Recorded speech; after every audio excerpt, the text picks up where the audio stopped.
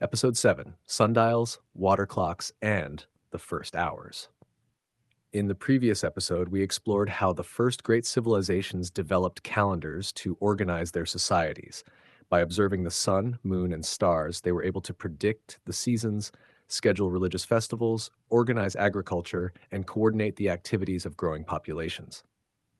Yet, despite these advances, an important problem remained. Calendars could tell people where they stood within the year, but they could not tell them precisely where they stood within a single day.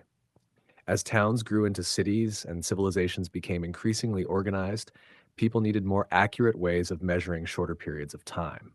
Farmers needed to know when to begin work, merchants needed to arrange meetings, priests needed to conduct ceremonies at the correct moment, and governments needed to coordinate activities across entire regions. For the first time, people were not simply interested in the month or the season. They wanted to know the time of day itself. The earliest solution came from something that had been visible to every human being since the dawn of history. The sun moved across the sky each day, and as it moved, shadows changed direction and length. People had undoubtedly noticed this behavior for thousands of years, but eventually someone realized that these changing shadows could be used to measure the passage of time. This simple observation led to the development of the sundial. By placing an upright object in a fixed position and marking where its shadow fell throughout the day, it became possible to estimate the passing hours. Ancient Egyptians and Mesopotamians were among the first to develop such devices, transforming a natural phenomenon into a practical tool. What had once been a rough awareness of morning, midday, and evening was becoming a more structured understanding of time. Although simple by modern standards, the sundial represented a major breakthrough in human history. For the first time, people could measure the day using something more reliable than instinct or observation alone.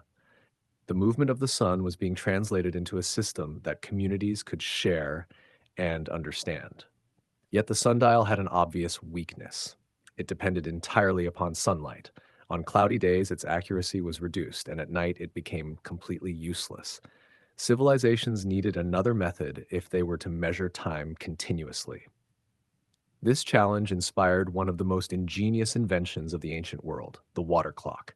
Rather than relying upon the movement of the sun, water clocks measured time through the steady flow of water from one container to another. By carefully controlling the rate of flow, ancient engineers created devices that could operate indoors during bad weather and even after darkness had fallen. Known to the Greeks as clepsydras, these water clocks became increasingly sophisticated over time. Some were little more than marked containers, while others incorporated floats, indicators, and mechanisms designed to show the passing hours. In several civilizations, engineers developed elaborate water-powered systems capable of moving figures, sounding bells, and automatically indicating the time. These inventions demonstrated not only a desire to measure time, but also a growing understanding of engineering and precision. What makes these early clocks so remarkable is that they represent a change in humanity's relationship with time itself. For thousands of years, people had adapted their lives to the rhythms of nature. Now they were creating artificial systems that allowed time to be measured independently of the natural world. Time was becoming something that could be controlled, recorded, and organized. This transformation helped societies become more efficient and more connected. Trade could be coordinated more effectively. Religious ceremonies could begin at precise moments. Governments could organize activities on a scale that had never before been possible. The invention of clocks was quietly changing the way civilization functioned. Despite their ingenuity, however, sundials and water clocks were not perfect. They required maintenance, could lose accuracy, and were often influenced by environmental conditions. The search for more reliable methods of timekeeping would continue for centuries, eventually leading to one of the most important inventions in human history. In the next episode, we'll discover how the arrival of mechanical clocks transformed timekeeping forever and changed the way people lived, worked, and understood the world around them. If you're enjoying this journey through time, please subscribe and click the notification bell so you don't miss future episodes.